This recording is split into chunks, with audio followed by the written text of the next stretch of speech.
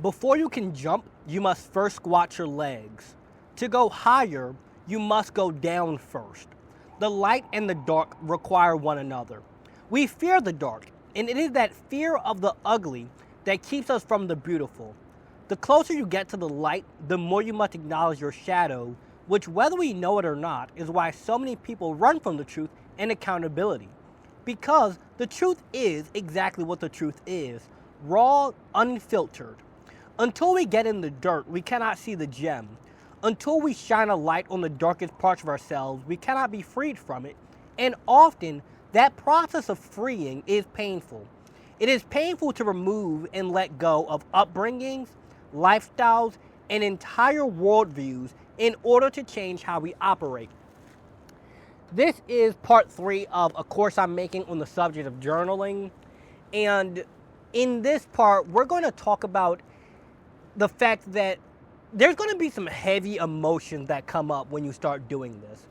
At first, there's going to be moments where you're like, wow, I'm feeling inspired. I feel really positive. I feel like, I'm believing in myself more. I wrote down 10 things I love about myself. There's that side of journaling, and that's really good. But in order to see the real life-changing benefits, there's going to be some moments that require you to look at the ugly parts of yourself. To look back on, that person broke up with me, that relationship ended how it ended, but what part did I play? Not what did they do, not everyone else is the villain, but what am I doing that's causing me to get this same situation to happen over and over again? Yeah, everyone else, there's people who are rude and they're lying and they're dishonest and all these things, and that's true. But you also have to measure yourself with the same stick that you measure other people with. You have to not blame yourself, but you have to take accountability.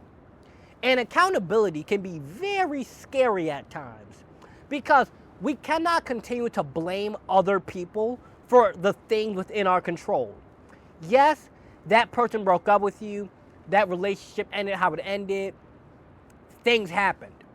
But we have to look at ourselves and say, why did I respond that way to that situation? Why did I talk to that person that way? Why am I attracted to people who do X, Y, Z?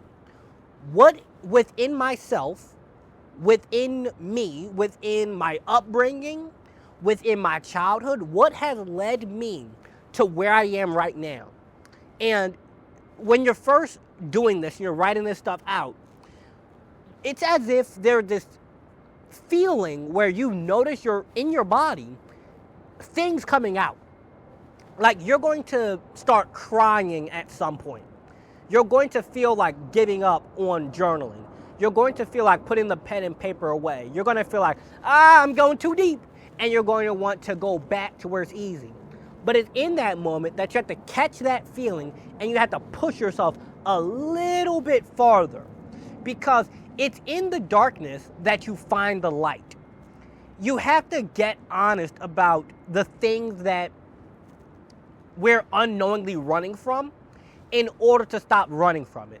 For me, I used to have severe abandonment issues because when I was 13, I got kicked out the house, and it led me to feeling as if love was inconsistent and could be taken away at any moment.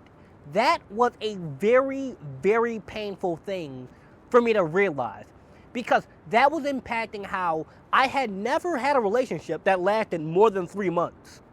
I had never been able to keep a job. I have always been like hopping from thing to thing.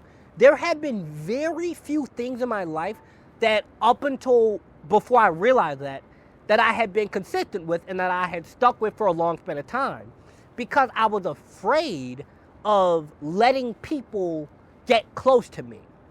Not just physically, but emotionally, in relationships, in so many areas of life, I was very, reserved, even if I wasn't trying to be. I'd withdraw myself from family and friends. I would do a lot of things because ultimately I was afraid to let people love me. that is a realization that hit me very deep. And I cried a lot when I realized that. I really did. I've had moments where I felt deeply misunderstood by people, and I would journal about this, and I realized a lot of this stuff really comes down to like your childhood. And when you start journaling and you get to the point where you start asking yourself those deeper questions, you're going to start getting into things like childhood traumas. You're going to start getting into things like maybe somebody touched you as a child. You might get into some things like that where it's some real darkness in there. And until you acknowledge it, it'll unconsciously keep running your life. It'll be like having a virus on a computer. And until you acknowledge, hold up, my computer got a virus. And I got to go in there. I got to do the work to change that. I have to, maybe it might look like getting some therapy, some counseling, or at the bare minimum, the first thing you got to do is acknowledge that it's there. We have to stop running from these things. We have to stop fearing the dark, because it is in the dark that you get the lessons. And the best lessons are going to require you to dig deep. You're going to have to ask yourself why over and over. Like, why do I have trouble with relationships? Oh, because maybe you are afraid that they're going to cheat on you. Why are you afraid that they're going to cheat on you? Because I see other people get cheated on, and I hear a lot of stories about that. Well, what are the stories that you're hearing? Things about my other friends and my family members and TV. Why are you surrounding yourself with that? And you just dig deeper and deeper and deeper and deeper, and eventually you realize that, oh, I grew up seeing my parents, my cousins, family, friends, relationships, whoever it is for you, you grew up seeing people get cheated on, and that led you to being afraid and thinking that all people are cheaters. Or maybe you got cheated on yourself, and it made you feel really, really undeserving, unworthy, etc. But now that you're aware that this will happen at some point, it might not be about relationships, it might not be about money, but there's going to eventually be something that you're going to have to face, and it's going to be ugly. You're going to have to look at the monster under the bed. You're going to have to acknowledge it. So what do we do when we notice these feelings come up? The first thing you want to do is, if it's something that is like just very uncomfortable, you want to just journal a little bit more about it and like dig a little deep. Allow yourself to cry. Allow yourself to talk about it. Allow yourself to get some therapy, pray about it, whatever you might need. Now, if when you're journaling, you notice a feeling come up and it's like really dark, like it's some stuff that you don't even know how to deal with, that's when you might want to consult like a therapist.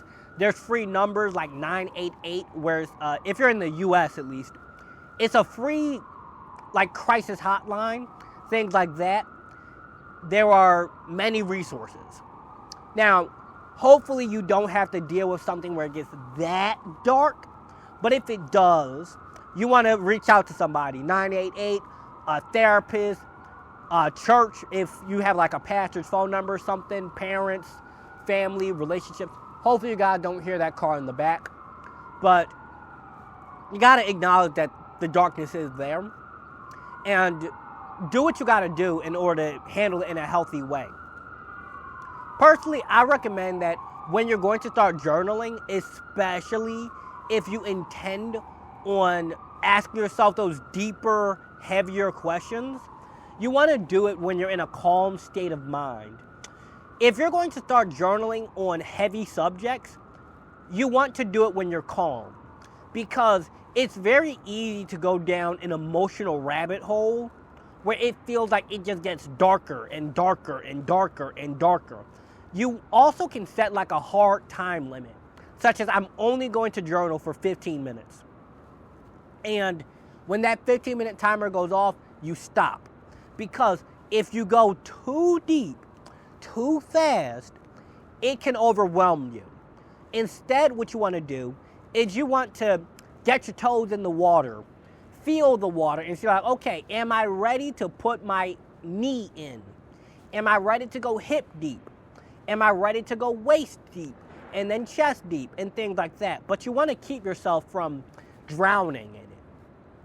And with time, you'll get better at this. With time, you will get a lot better at noticing your emotions, noticing what's coming up for you, and noticing how to navigate it in a healthy way. So when you're journaling, focus on doing it in a place that also is not overwhelming for you. So doing it in like a dark room, you're already making yourself feel like you're in a negative environment. Pick somewhere such as a desk, a well-lit room, so turn the lights on. Things like that. Little details about the place that you're doing it, those can help a lot. The last thing that's really important for you to do when these heavy emotions come up is be willing to stop. It's okay that even if the timer hasn't gone off yet, you can stop. You just have to be aware that if you want to get into the real deep answers, it's going to require you to go to that spot. And when you go to that spot, you might not be there for just 5 minutes. You might be there for a whole day. I've had times where it has taken me months to process something. Like the example I gave earlier about how I realized I had very deep abandonment issues I had to work through. That took me a month to fully process because there were just layers to it. Now, there are a few areas of our life that are going to have layers that you have to process one at a time. If you try to process the entire thing, like the way that your parents treated you growing up, how that is impacting your romantic relationships today, that's going to overwhelm you because you're going to think like, because of how mom and dad treated me, how aunt and uncle, brother and sister, all these people might have treated me. If you try to process all of that all at once, it's too much to handle. Instead, simply go in and allow yourself to write for 15 minutes. Just flow with it. Then after that, the next day, if you want to recircle to that topic, you keep going based on where you left off until you get to that moment. And you'll know it's that moment because you will feel things in your body physically coming out. I don't know any other way to explain it except it is going to feel like things inside of you leaving. You might feel lighter, like physically lighter. It'll feel like you weigh less because all of that tension and that stuff you were holding on to, you've let go of that baggage. There's also going to be points where it feels as if things are getting heavier, where now you're aware. Once you become aware of something, you can't unknow it. Once you become aware of maybe abandonment issues that you have as a result of your childhood, maybe fears or insecurities or things about how you were treated growing up and how that's impacting your money nowadays. Once you become aware of like some heavy stuff, it's as if you can't unknow it. But the beauty and the beautiful thing is that now that you know what to do. You know what you need to work on. You know what you need to handle. And if you ask yourself the question of where do I go from here, and you just give yourself a moment to process, you give yourself a moment to reflect and think about it, answers start coming up. You start getting answers like, I need to have that conversation. Like, I need to talk about that. I need to start standing up for myself more. I need to start saying no to people. And that can be scary. That can be difficult, especially if you've never done that before. But now you know what to do. And you take that action. And every time you take that little action and you start becoming more aware and you start using what you learn, because a lot of people, they become aware, they know what to do, they've realized the underlying problem, they've, unpacked the childhood traumas, the fear, the insecurity, the doubts, all of that, but they don't take action with it because either they get overwhelmed because they went too deep, too fast, or they allowed themselves to get wrapped up in the emotions because they just force themselves to keep going. You don't have to force yourself to keep going. You have to know when it is time to take a step back and cool off. You also have to be willing to use what you learned. Using what you have now become aware of, that might look like you realize that I have a problem standing up for myself. I have a problem saying no. Now you find small ways of saying no. You find small ways of standing up for yourself. You might realize that you feel really insecure and as if people are going to reject you. Now you find small ways of saying hello to people, asking someone for their number maybe, or asking someone for direction somewhere. Just sparking up a conversation to get your toes in the water, because you will realize the cause, which is like the deep underlying root. Then you'll realize how it's affecting you. Then you figure out, what do I need to do using what I have now learned? You apply what you have now learned and you free yourself from the past. Because it's a quote by Carl Jung. It's something along the lines of, if you don't acknowledge the subconscious, it will rule your life and you'll call it fate. I definitely misquoted that.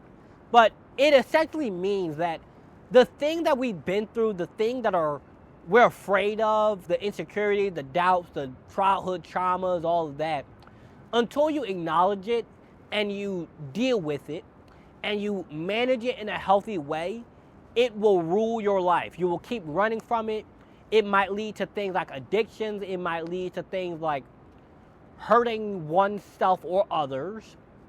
It can get really dark. But when you look into the darkness and you're willing to acknowledge what's going on in there, and you write it out and you get your thoughts from out here onto a piece of paper, it becomes easier to deal with it because now you actually know what's going on. You have a deeper sense of clarity on what do I need to do moving forward and how can I actually start making change in my life. With that said, this is part 3. I hope that you guys are enjoying this. It's taking a lot from me as well to make these because it required me to become aware even deeper of the stuff that I teach and how journaling brings up things within yourself. With that said, make sure you like, comment, share, and subscribe, all that good stuff. Also, have a wonderful and great day.